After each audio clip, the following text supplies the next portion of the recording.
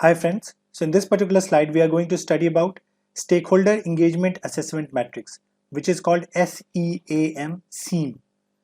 I mean by short form, and ideally in a normal language, day-to-day language, we call it SEAM matrix.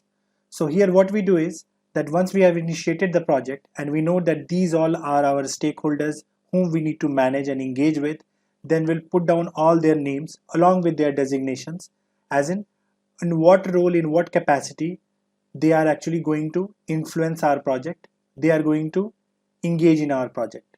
So stakeholder 1 can be sponsor, stakeholder 2 can be your coder, developer, designer, tester, stakeholder 3 can be your end users. In end users also, they can be on a different capacities altogether.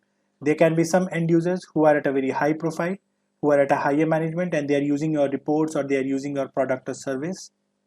And there are other end users who are actually neutral, who do not require much information or data from your end, right? So depending upon different stakeholders, whatever we have identified in our previous sections, in our previous lectures, we'll put down all the names here in the left hand side in the table structure, and the rest of the table actually defines their engagement levels.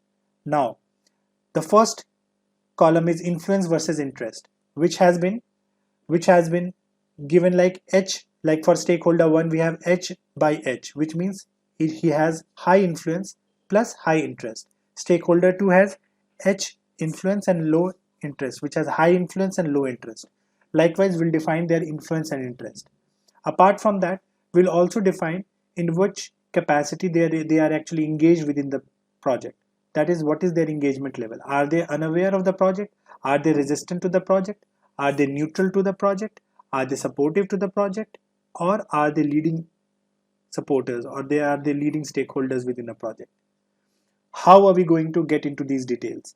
That will depend upon there we'll go into the series of meetings and conversations and discussions with these stakeholders to identify them and bracket them on block them into different capacities or block them into different categories like unaware, resistant, neutral.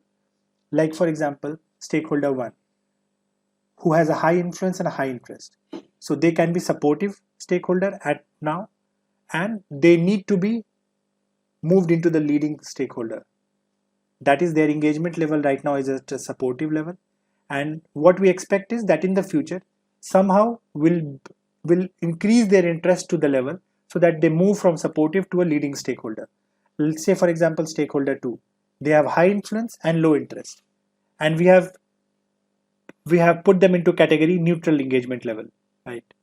Just because they have low interest, although they are very influential, they have power, they are very influential, they have a but their interest level is low. The reason may be that their stake is maybe low, or maybe they are not at all aware of the project benefits, and that is where they are not putting up their that much of interest which is required in the project.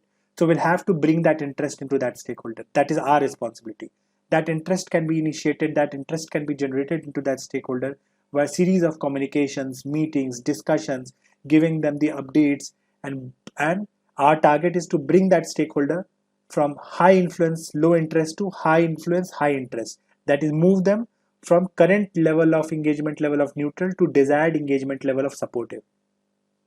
That is how we are going to define each and every stakeholder's influence and interest level, their current engagement level, and their desired engagement level. So different stakeholders with similar influence and interest can have different level of engagements. That is also possible. That somebody, like for example stakeholder 5 and 6, they have a low influence and high interest. Both stakeholder 5 and 6 have low influence and high interest. Still, stakeholder 5 is at a current engagement level of unaware, and our desired engagement level is neutral. For stakeholder 6 with same influence and interest capacity, their engagement level currently is resistant, and we are desiring that this stakeholder can be moved to a supportive engagement level. Right. Thank you.